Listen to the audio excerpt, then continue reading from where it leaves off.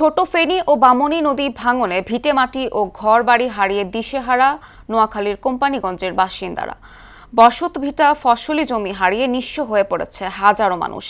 ভাঙন রোধে geo bag সরবরাহ করা হচ্ছে বলে জানায় বাংলাদেশ পানি উন্নয়ন বোর্ড। মোহাম্মদ সেলিমের প্রতিবেদন, জানাচ্ছেন মাহমুদ আক্তার।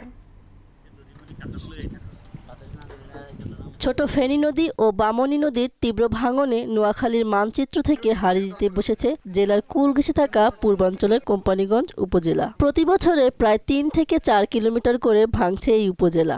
সবকিছু হারিয়ে বারবার কান্নায় ভেঙে পড়ছেন নদী পাড়ের বাসিন্দারা। কান্দা করতেছি, কত দুঃখ করি, কত কষ্ট করি, এই ঘরখান মানছি আশা বাসা করি, উত্তর করে লই না তুললে থাকুন। আমার স্বামী সব স্বপ্ন শেষ হয়ে গেছে, স্বপ্ন রইল না, সব ভাঙচুর হয়ে গেল।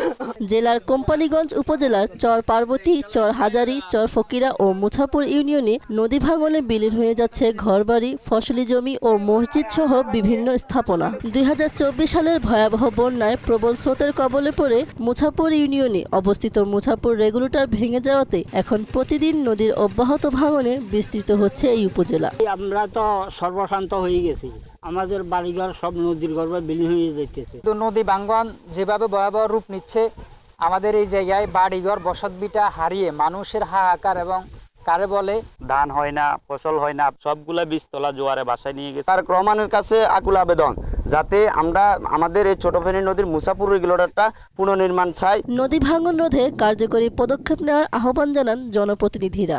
আমরা অত্যন্ত নিরাশার মধ্যে আছি। এখানে দ্রুত জিও ব্যাগ দিয়ে আমার এরিয়াকে ডেভেলপমেন্ট করুন, সাথে সাথে মুছাপুর বাংলা বাজার এখানে জিও ব্যাগ দিয়ে আমরা ব্লক দিয়ে একটা ডুবার দেখ। ভাঙন রোধে জিও ব্যাগ ফেলার কথা জানায় পানি উন্নয়ন বোর্ড। চর পার্বতী এবং চর হাজারির ভাঙনগুলো আমরা ইতিমধ্যে বাস্তবায়নের জন্য বিভিন্ন প্রস্তাব আমরা প্রেরণ করেছি। এছাড়া আমরা একটি মুছাপুরের জন্য একটি স্থায়ী প্রকল্প প্রস্তাব করেছি, যেটা বর্তমানে একনেকের অনুমোদনের অপেক্ষায় রয়েছে।